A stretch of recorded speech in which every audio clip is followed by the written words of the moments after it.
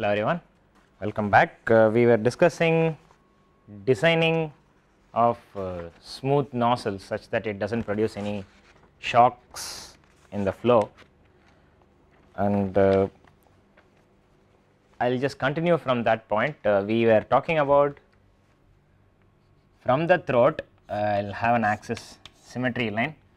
From the throat we will go along a circle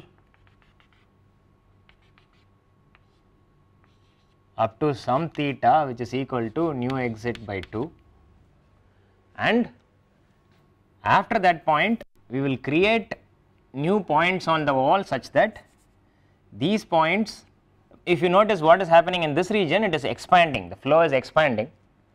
Now if I keep going this way, I will get velocity vectors like this. As it goes up, velocity vectors are out, right, but we wanted parallel flow at the exit. So now we have to turn those streamlines back. That is the other reason why the remaining lines will be turning back. The remaining wall points are designed such that they will be turning back. What is really happening is this region which is actually sending out expansion fans, these regions that are sending out expansion fans, this is a smooth corner, think about it, it is sending out expansion fans downward. Those expansions, when they come back, they will still be expanding. They will still be expanding. As they are going out, they will be expanding more, but after they reach this and come back down,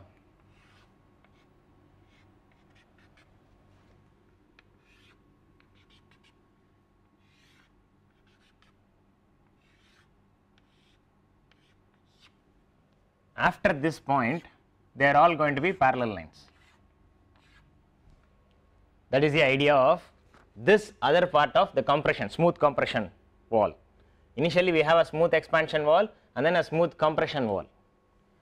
This is the whole sequence of how we will have a nozzle downstream section designed, okay, the diverging portion of a CD nozzle designed. Upstream portion, of course, we won't worry about too much. When we are designing a nozzle, they will just put typically maximum angle of convergence as 45 degrees, and then it will have a small radius here. We talked about this R upstream, and this one we called as R downstream. We can pick R downstream to be anything. R upstream decides the initial line here, very first line with a whole bunch of points on that is given by this R upstream.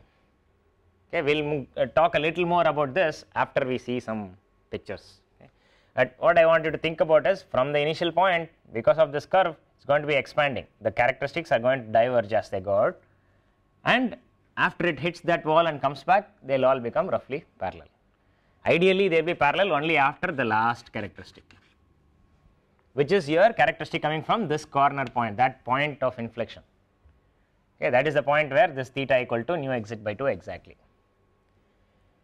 There will be times if you do not have enough resolution in points in here, you may end up with not going and meeting that point at all, in which case you will not have optimum expansion here at the exit.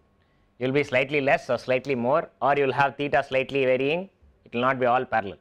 Those kind of problems will come up. So depending on your particular situation, you may have to choose the number of points such that there is one point going and hitting there. Okay. Then it will be easier for you to design your nozzle.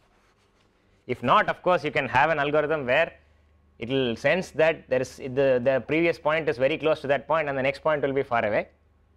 Then you introduce another point here purposely, from there you calculate stuff. It is not easy, can be done, you have to use some interpolation in the middle. I will not talk about that here, it is not so important for us. Okay. I did not use it for my design of nozzle. Okay. Now once you have this understanding, let us go to the screen. I have designed a nozzle for Mach 3 here for gamma equal to 1.4. You can see that this is a throat section, this is your A star location ideally, and I have created number of points on this to be 10, initial points on my initial line to be 10. How did I get these points? What I actually did was we talked about the transonic solution near the throat. I took a point and I said that that is m equal to 1. Actually it is not 1, it is exactly, I went slightly past that, 1.05 or so. Actually no, yeah, 1.05 is what I used I think. from that point it is 1.05, and here actually it will be slightly subsonic, we will not pick this point. Okay. So, from here I go along the characteristic, some delta y downward, and then I will find the next point there, some delta y downward. I said I just divided this throat height by 10 points, so I will get 9 delta y's here. From there to here I moved that height down along the characteristic, found the exact location from the transonic solution there, I will get my theta and m values there. From there I will go along the new characteristic formed by this point to here, again delta y down, find the new characteristic. Like that I am going along one characteristic line, I am going along the right running characteristic fully all the way up to here. That is what I have done here. This is the easiest thing to do if you think about. I have done this first characteristic. Once I have done this, remaining characteristics are whatever we did before. From the second point here, go to the wall, the circle goes and ends somewhere here for me. Till here it is the circle, actually circle ends here for me. Okay. So, first point goes there inside the expanding circle. From there I send out a characteristic that will again have 10 points. The third point from here goes there, forms the second point of this characteristic, and then becomes that last point on my expanding circle till there. From there I will get another characteristic, and now you can see that the gap between the characteristic lines are expanding very highly here, and after it reflects on the symmetry line, you can now think about this line going back out this way as positive characteristic, and this line going out this way as another positive characteristic, and you can see that they are still expanding. This lines and these lines are still expanding out, you can see. Okay. Now after that you can again see this one is expanding a lot here, and then when it goes out there it is still expanding. This line is going out there, while the next line, the last line, is expanding all the way out up to here. Okay. That is also expanding, but when they go and hit the compression wall here, and when they come back, they are coming back almost parallel by the time it comes and reaches this point. Okay. This expansion going out from this way is countered by this compression this way for each of the characteristics, and they finally become parallel roughly when they come here. When the characteristics are parallel, you are going to have uniform flow field. Okay. When the characteristics are expanding, then you are going to have increasing Mach number. When the characteristics are converging, you will have decreasing Mach number. Okay. And so here you are going to end up with, after this point I did not plot because that is the end of my nozzle. After that if I plot, they will just be parallel lines going all the way straight to the axis, and from there each of these points will just go back out parallel, and all the Mach angles after this last line will be the same as my exit Mach number Mach angle, which happens to be for Mach 3 it will be some angle whatever it is, sin inverse 1 by 3, it will just come out to be those values in here. That is what you will get here. By the way, these regions Mach angle will not be sin inverse 1 by 3, only after this last line from there, from the expanding circle, after that only it will be Mach 3. This is the last line where it is not Mach 3. Downstream of that everywhere it is Mach 3 theta equal to 0. This is what we were discussing before. So it just comes out to be that. So if I now make a nozzle with this particular red line profile, I will get uniform flow with exit Mach number 3. Of course I checked with the same surface given back to a method of characteristics code, and I got the value or the exit to be 3.05 Mach number for this particular case. So it is not exact, which means I have to have more number of points on this expanding wall to be exact. I did not do that in this case, so we are not exactly accurate, it is just 3.05, small error. I am ready to live with that. Okay. And I would say one more thing, typically if you are designing something by purely inviscid analysis, this method of characteristics is purely inviscid analysis. So if you are designing something for 3.05, most likely you are going to get 2.9 or 2.95 Mach number when you are making the nozzle and running it in experiments, because there will be some effect of viscosity, boundary layer forming, area will be slightly lesser, and because of that your A by A star will be lesser, and you will get lesser Mach number, but you will get almost uniform parallel flow field there, okay, with this kind of design. There is some error in it, so I will say slightly over design in Mach number, so that you will end up with a uniform required Mach number. I have designed one nozzle for 2.2 and we got 2.05 finally. Okay. and we also designed one nozzle for I believe 4.1 and we are getting 3.9. So, that is the kind of numbers you can expect. It will not be exact, it will be close, it will be slightly lesser typically. Okay.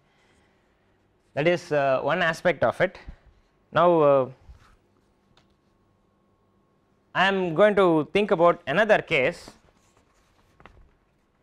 Instead of solving for what is the wall that is required to get uniform flow field, now I am going to say I am prescribing a wall.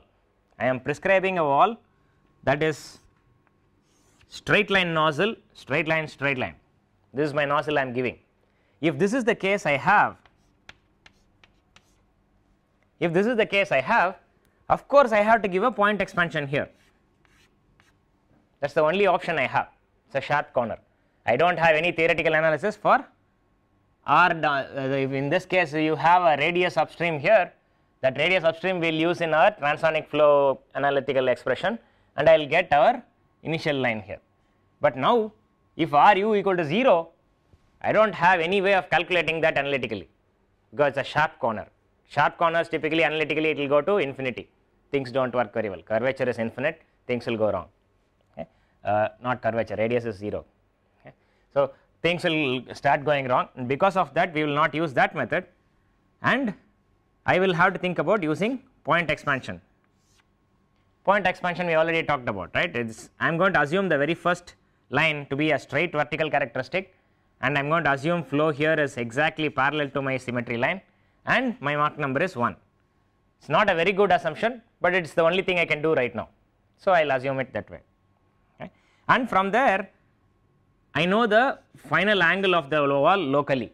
It can be changing far away, but locally that is the angle, and I should be knowing that. And once I know that, now I can think about from Mach 1 to change to that angle, how much should I turn. So, you just give that much of expansion fans here, and how many ever points you want on this you can give. Okay. Typically I will give 10 points, but I have done an example here with 20 points. Anyways, I can choose whatever point I want in here. Okay. Now, one more detail I want to talk about in this nozzle design. If I had a situation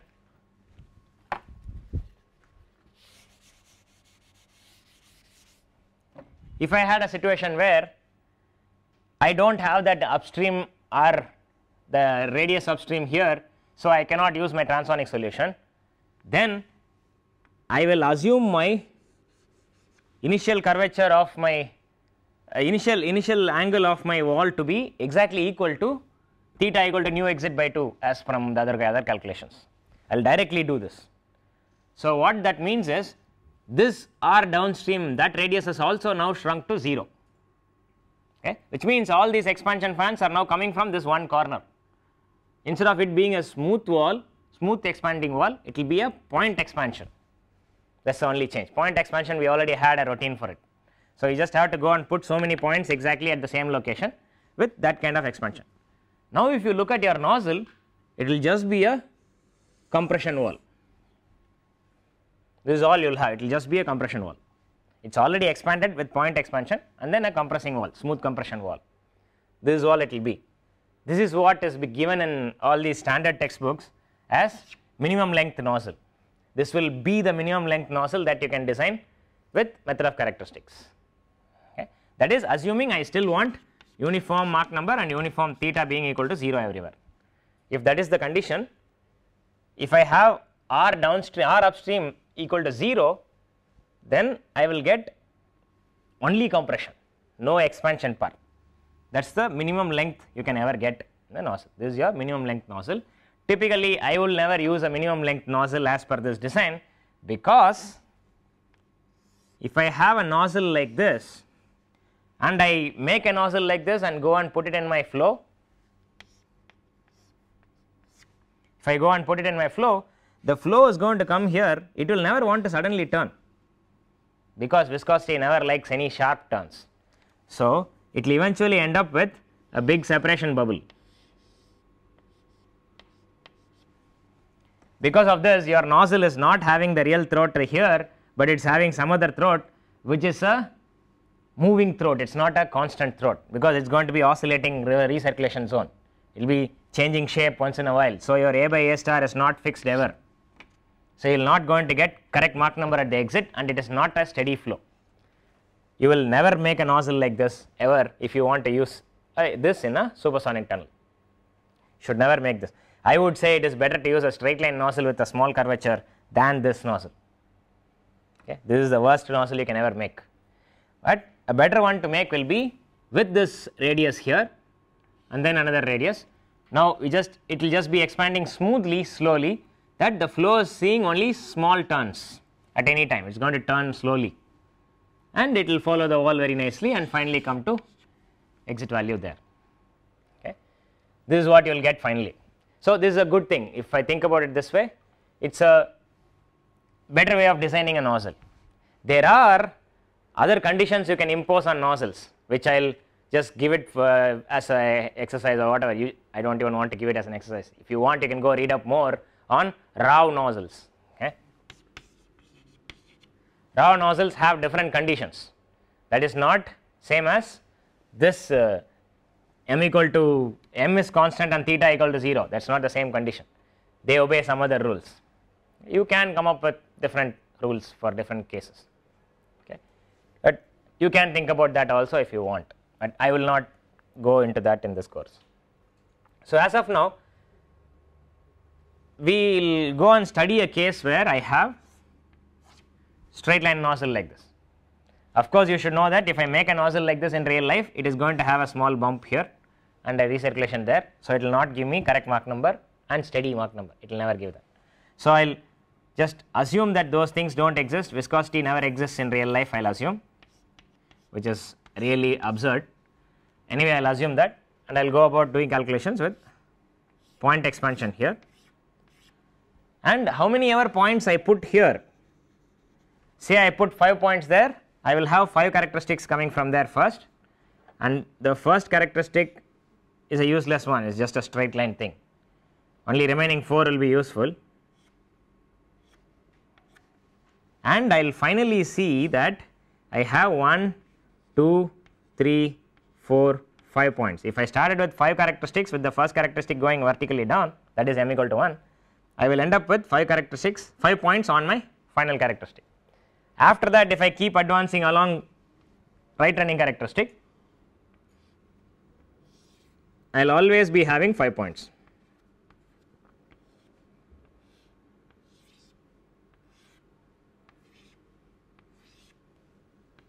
I will always be having 5 points in here. Okay, depending on how many points I start with, that is the number of points you will always have after you have reached the steady condition. I can keep on drawing this mesh like this. Okay, we will go and look at on the screen some example of that. This is that straight line nozzle. That red line is my nozzle wall which I am forcing, and the flow is going starting from this point. There is a vertical characteristic which I have not drawn, and there are other characteristics, 20 of them. The first one goes straight vertical, second one goes to this point, third one goes through this point and this point. Like that, there are so many of them. The last one goes through this set of points here on the end till here. That will be your last characteristic.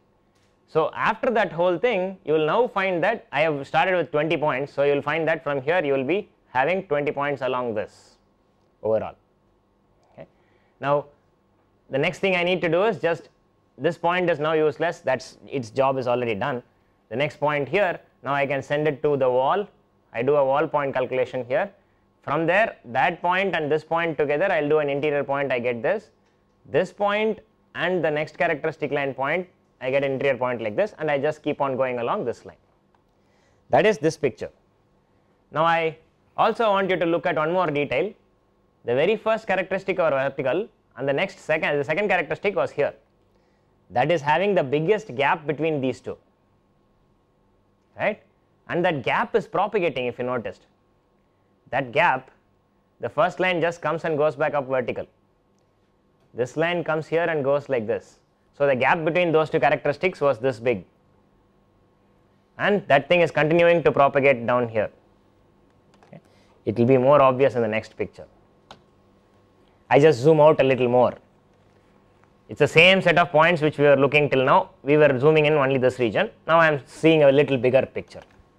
And I see here that gap, if you notice, is actually slightly decreasing. Why? This wall is not a nice wall. It's not a well designed wall. Okay, this wall is such that it is going to give you compression after the initial expansion. So it's slightly decreasing, but not very much. They are almost going parallel in here if you think about it. And this gap will always exist. It is going to propagate through all through your flow field. It's going to keep on propagating. Okay. So as of now I have been solving left running characteristics all the way till here. Okay. And suddenly if you want to switch to a right running characteristic way of solution, I can still do it, and that is what I wanted to show here, that I have given a different color. Okay. I will start solving from here. I will give a triangular patch here. Okay, this triangular patch where I will from here go to the axis. From the axis I will now start calculating interior points up to here, and then the next wall point will be here. That I won't worry about right now. And similarly I will just take every characteristic to the axis. From there I will just go this way, all left running characteristic. If I want to switch from right running to left running, I will be having to do some patch like this. If I already had a right running characteristic pattern, I did not draw the full fabric. I just drew one set of threads of the fabric. Other set of threads will be this way, which I did not draw. I just put points there. If I had drawn that, then you will find that this set of characteristics are right running characteristic. If I wanted to continue with right running characteristic, they will all be just running like this, parallel, parallel, parallel, like this, all the way up to there. That is what it will be. And if I wanted to turn it to left running characteristic, say I had right running characteristic all the way here, and I wanted to turn it to all left running characteristic, I had to create this triangular patch here. At the end of it I will have all lines this way. After that I can continue along this way. In any case, if I want to go from one family of characteristic to the other family of characteristic, I need to have this triangular patch. This is how I can show it to you much more clearly here. Till now I was solving left running characteristic from here, and suddenly I switched to right running characteristic. The reason will be more obvious in the next picture. I wanted to study the flow around the center of the nozzle, not along what is happening in the boundary. That is not what I was interested in. I was interested in what is happening in the center line. So I wanted to go for right running characteristics. Yeah, I talked about this already. So this is that triangular patch, and you can see that that initial expansion gap is still propagating through all the way up to here, and in fact you can see that it is going through this region also, between this point and this point, between this point and this point, it is just going through this way. Okay. But the gap will always be there. Okay. That is the only way it will be.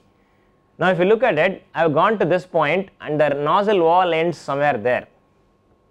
These kind of problems will always come up in solving these kind of problems. You find that the nozzle wall exists up to here, but I can calculate only this point, data point. If I want to be much closer, I should have started with different set of number of points here. Then I can probably get much closer result. Okay. The next characteristic that goes from here, let us say this line, if it goes up, it will go through this and go and have a point out there which is outside of this nozzle.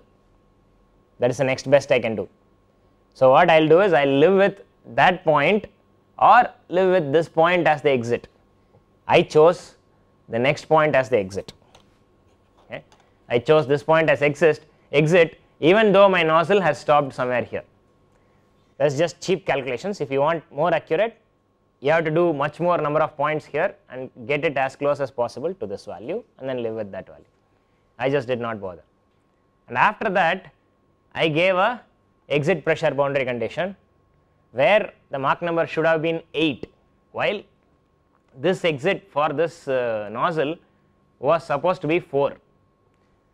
And by the way, since it is a straight line nozzle, at the exit at the topmost point the theta is not going to be 0, but it will be whatever is the wall angle, right? It is enforced by the wall. So it so happens that it is starting from 15-degree angle there, and if I go down straight it will become 0-degree angle at the symmetry line. That is how the flow will be. In fact, you can still see that expanding region, it is just bouncing up and down across, and that is your initial expansion fan from the throat. This is what will be the problem of not designing a nozzle very well. If you do not design a nozzle very well, you will start having either an expansion fan coming into your flow field or a shock coming into your flow field. It will just be bouncing up and down, up and down, up and down, and finally it will reach your flow field region, which is of interest for us. Okay. If you design a nozzle really well, then all the characteristics are going to be exactly parallel, and there will be nothing expansion fan or compression fan that is coming into your region. Okay. That is the reason why we want to go for method of characteristics to design nozzles. Okay. Up to here, we did not consider any cases where there will be shocks produced. I could have had I did not solve for, after this the next characteristic point I have to solve for will be from here, send out pressure boundary point, from there it will just continue pressure boundary this way, and you will realize that the plume of this nozzle jet is coming out to be this big. It is going to be something really big along this line, it will be this big. Okay. The flow is going to go all the way around up to there. That is what you should be seeing. I did not show you that case, probably I will try and show one picture of that next class. Now, what if I chose a pressure outside, the back pressure, to be such that it is a over expanded nozzle condition? Then what will happen? There will be a shock at the exit. If that ever happens, then you will be in trouble. Typically what happens is you will have characteristics crossing each other. That is the thing I want to talk about right now. Okay. We already talked about it a little bit in terms of expansion. We said if there is a wall like this, my characteristics will be going away from each other, but if I had a wall like this, I said my characteristics will come together towards each other. Now, if I do not bother about their crossing each other and I just keep calculating using my interior point codes, what I will have is a funny situation where I will just draw that case here.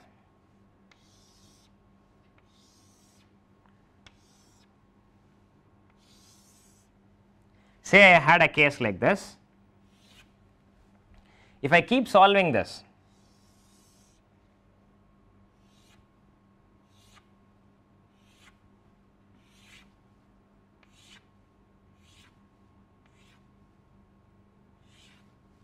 you will get to a situation where the first line is crossing the second line, and then the second line is crossing the third line will cross the fourth line, like that. So, if you think about it, when I start solving, I will solve in a logical order, right. We will just say I will go meet with the first point and then use that and this point to get the second, and then from this and this I will get this, from this and this I will get this, like that. That is the way we will go. But when things are switching around like this, you will start having problems. Till this line there is no trouble. The next line, what will we do if I do not worry about anything? I will calculate this point first. For line 1, I will label these lines.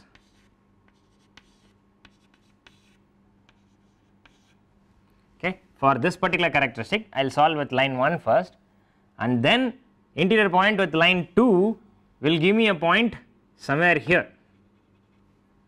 It will give me a point on the back side of the point, and then from there everything else is nice. So, it will just go like this. If I have another point, first line is here, second line is here, third line here, fourth line here, fifth line here. This is the way it is going to be solving. Okay. If I think about one more, I will draw one more and then I will stop. First line it goes here, second line will be here. Actually, I will draw it much worse than what it is.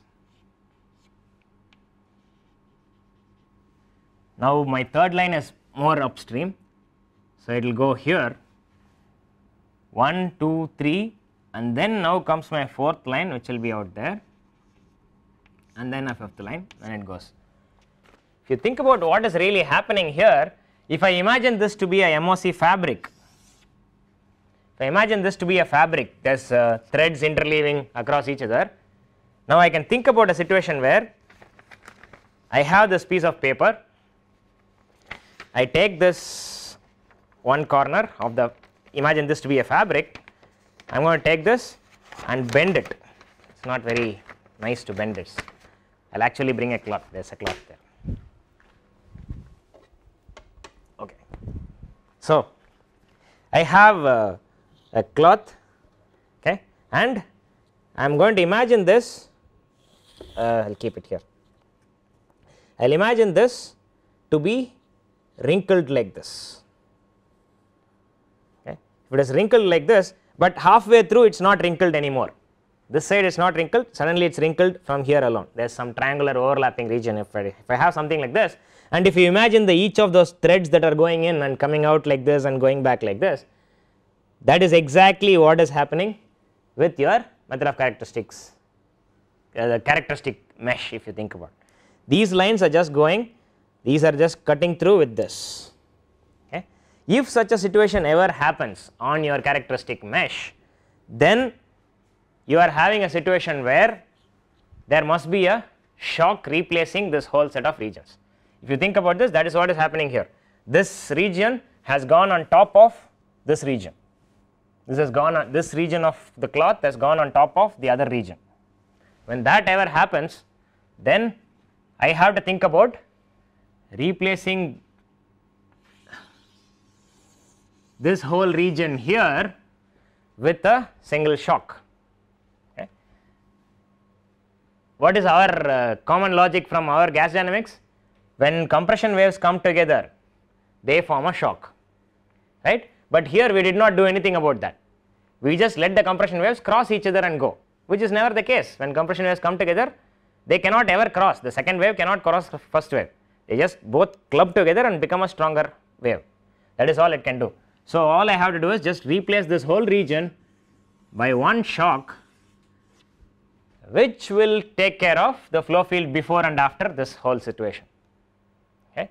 I will not go into more details of this. You just have to know that when such a thing happens, there is a shock present in your nozzle. I do not want to go into details of how will I put a line here, what should be the angle, what should be the strength at each point of the shock. Of course, you can do all that with method of characteristics if you go into details of it. I will just not go into too much of that detail. I will just say I can put a shock here with varying angles which will decide my shock strength. It is all oblique shocks, each one will decide my shock strength. I will just leave it there as of now. Okay. That is a possibility in doing this. Now, once I replace it with a shock, what will really happen? I will have another case here.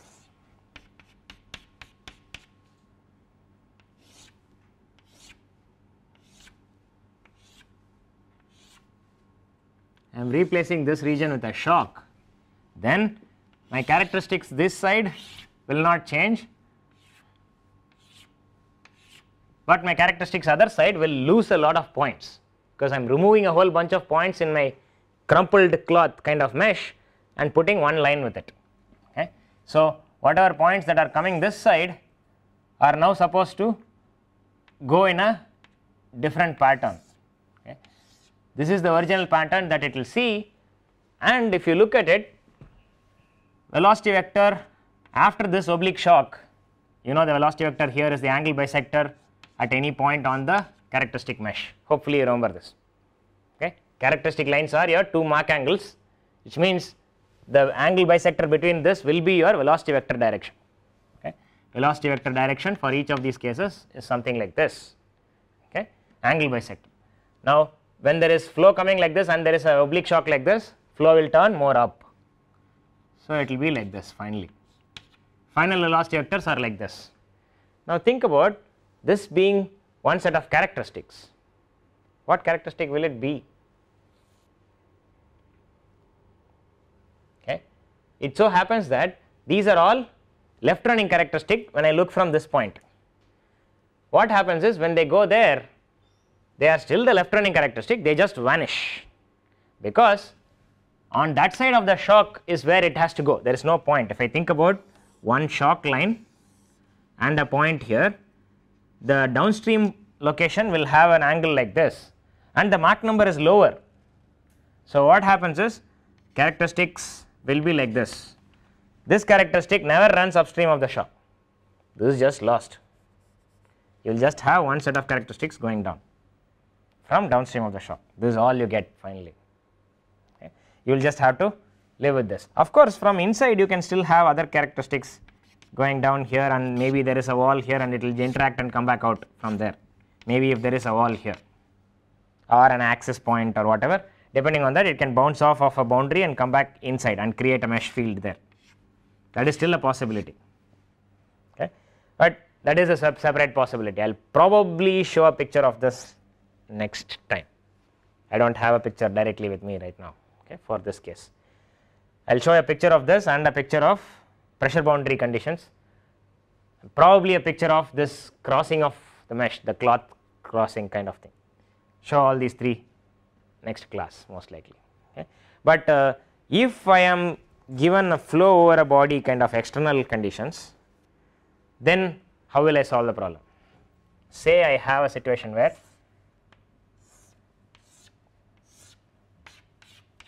I have some diamond shaped wedge airfoil and I have some supersonic flow, parallel flow incoming.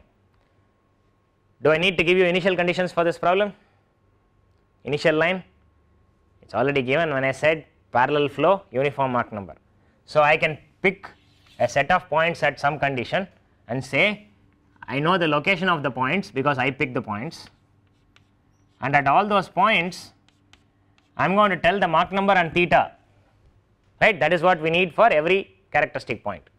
I need x, y, theta and Mach number. So I will give all those for all these points. I just distribute set of points here. Now all I have to do is start running characteristics from them.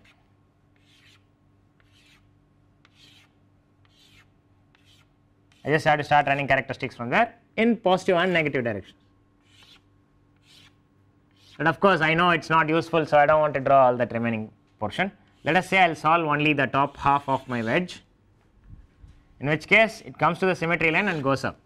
Or equivalently I can solve the full flow field, then this point would have come from here and it is running through from here. That is what will be the case, which is what I simulate by saying symmetry line, it bounces off of the symmetry line. Okay. Ideally it is coming from the other side, it is like a mirror line. So if I think about the next one, it is going to go like this, it is equivalent to coming from here and going like this. Okay. That is what is happening. Ideally that I should not be talking to you guys now, it should have been given to you in some other fluid mechanics course. Okay. But I will go to this point, suddenly I have to give a wall condition there. Till now it was symmetry line, suddenly it is a wall condition. If I just go and start solving with the wall point condition there, you will start having characteristics crossing. Characteristics will just bounce back and go upstream. Okay. Instead, since I know that this is a shock definitely exists in this problem, I can do a better solving procedure wherein I will say I will put a shock first. I will put a shock at the beginning point only, and then when this characteristic comes and meets here, I will find out the point here, the upstream of shock, that is at the point what is the value as if the flow upstream of it is what I am calculating. I will calculate that point and then I will look at that local region. What is that local region looking like? It is a shock with incoming theta is known, incoming Mach number is known at that location xy. So once I know that theta and m, and I know this angle, local angle beta, the oblique shock angle. Once I know these three things, I can calculate the downstream of the same shock at the same location. I can calculate the downstream conditions. So it will finally be going with some other theta and some other Mach number m2 and theta 2. Okay. This is what I will get. Once I get this, as long as m2 is supersonic, I can still use method of characteristics. I can still say I will have characteristics running this way and I can start solving the problem. Okay. That is what we will be doing, except for there will be cases where the characteristic on this side will run up. If it runs up this way, you cannot solve it. Okay. You will have this problem. When this happens, some characteristics will be lost, only some characteristics will be useful. Only the right running characteristic will be useful, left running characteristics will become useless. Okay. That also can happen in this case. Okay. Depending on whether the Mach number is very high or not, if you are very close to 1, you can manage having characteristics this way. Most likely you will never have it, always shock will come in and block the left running characteristic.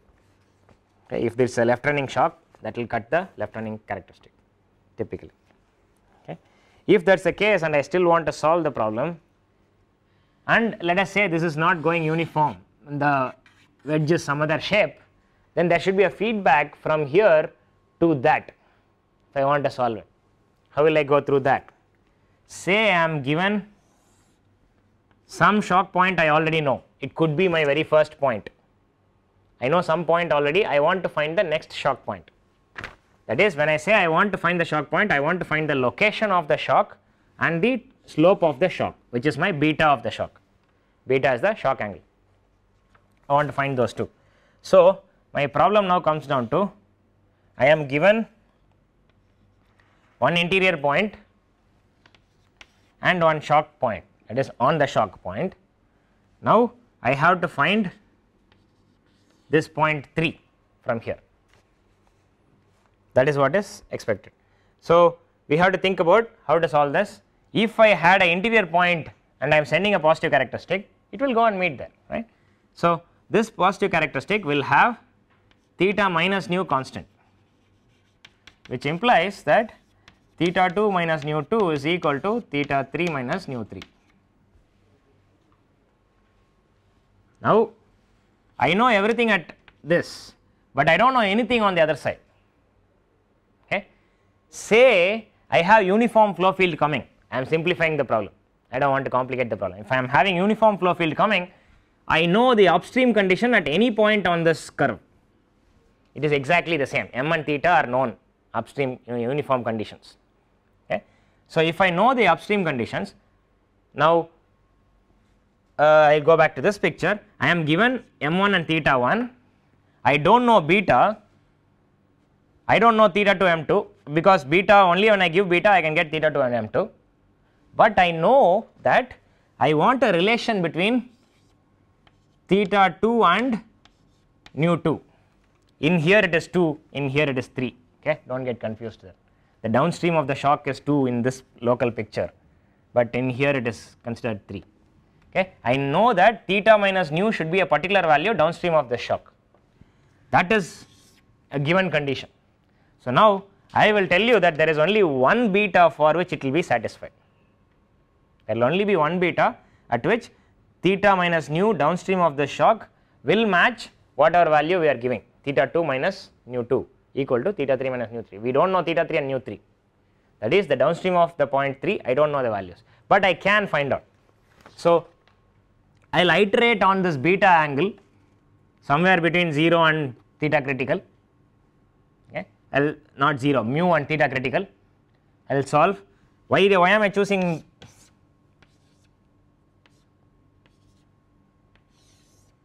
Remember their oblique shock curve. I want to stay only in the supersonic section. Okay, of course, you know that it will be supersonic, even a little bit more that side, but I will stay only between mu and theta critical, and I will solve for this problem. I will just keep on trying whatever beta from here to here till I get to some particular theta value which will match this.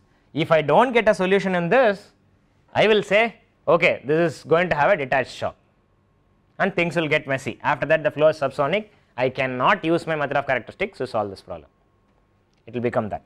Let us say we do not choose to solve such problems, we will choose some good problems which are solvable, then I would say that I can definitely find a beta for which I will reach a particular theta and a particular m such that m2 such that I will solve that theta minus nu function to be exactly matching this characteristic line.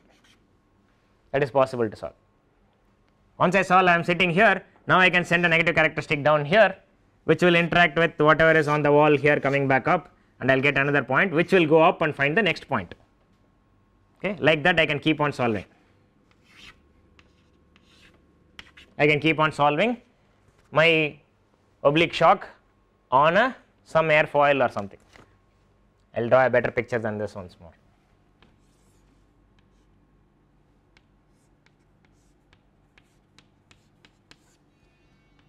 if I have a case like this, what I will do typically is use the initial angle here and solve my initial oblique shock by simple oblique shock techniques, whatever we did in simple gas dynamics. Initial angle I will give. After that I will tell one point on the wall that this is the flow field there. I will extend whatever is downstream of here, same value here. After that, from there I will send out a positive characteristic that will dictate the flow field from here, okay, and like that I will get this point. Similarly, I can start now solving this characteristic this way, which will send out a characteristic, and then I will now get the next point there. Like that I can start getting, and eventually I will start having a full shock which will be curving based on the local wall angles here. This local wall angle decides my theta minus nu on this line, this characteristic line, which will decide the theta minus nu at that local point on the shock. Similarly, here theta minus nu will be, theta will be lower value, so theta minus nu will be different from here, and so this will decide the shock point there, okay, which is also telling you some gas dynamics physics. If you think about it, the point that has a change here will affect only points downstream of that characteristic, which is our original anyway thinking, the zone of influence kind of thinking. If I have a point here which is causing a change, the change here is my wall decreased its angle. If that is happening here, then only downstream of this region, this region will actually feel the effect of this. Okay, that is what is decided by this particular characteristic line. Why? Because that is the characteristic which is taking the information that there is a change had happened here. All the previous points did not know that there was a change here. Okay. But once there is a change here, now every point on the characteristic knows that there was a change here. If I send a positive characteristic this way, negative characteristic this way, that also will tell the information that there was a change here to all the points downstream here. That is the reason this point knows that there is a change here. How? That point came and told this point. Okay, that is the way you continue in all these directions. Okay, this is what we call a shock point routine. Of course, I did not tell you how to find the location yet. Once you know the beta angle, remaining thing is similar to your jet boundary calculations. We know this is the angle of the shock, and I know the final angle of the shock is this, and it has to be a smooth curve from here to here. I will draw a line from 1 to 3, which is average of this beta and this beta, tan of this beta and this beta average. So that will give me one line here, and the other line is coming from average of theta plus mu from here and theta plus mu from here. That will be one line from here. These two intersection will give me that particular point. Okay, that is the geometrical way of looking at where the shock will be present. Okay, with all this you can definitely solve this problem.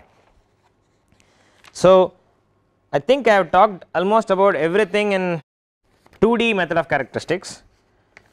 I will just give you a little bit of axisymmetric method of characteristics. That is, I will just give the equation and say it is solvable, but I will not solve it. Okay. If you go and do the same kind of equations and finally come to a point where d theta plus d nu equal to 0 kind of form, then I will write that particular final expression only. For axisymmetric MOC, you are going to have, instead of y I am using r, because now it is radial versus axial, only two variables that matter now, dr by dx. For characteristic lines, characteristic directions, instead of dy by dx before, now it is dr by dx, d radius by dx, okay, is going to be equal to same thing as before, theta plus minus mu. This is not going to change, this is just deciding our Mach cone direction. But along each characteristic, now I have to specifically say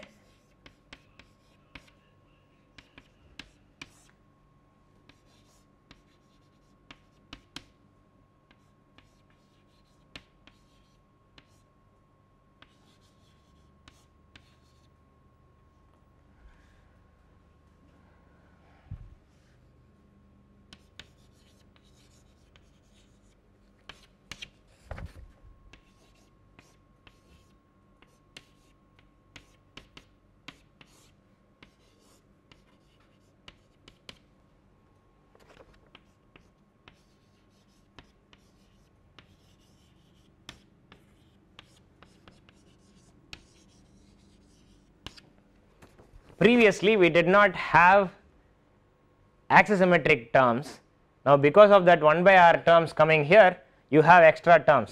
If I go back to 2D situation, this 1 by r term will go to infinity, sorry, 0, 1 by r goes to 0, and because these terms will just get cancelled, and I will just get our original expression for negative characteristic. That is, negative characteristic is theta minus mu condition. I will have the d of theta plus nu is 0, which means theta plus nu is a constant, which is what we had before. Now it is no more a constant, it varies with r. Okay, that is the special thing here.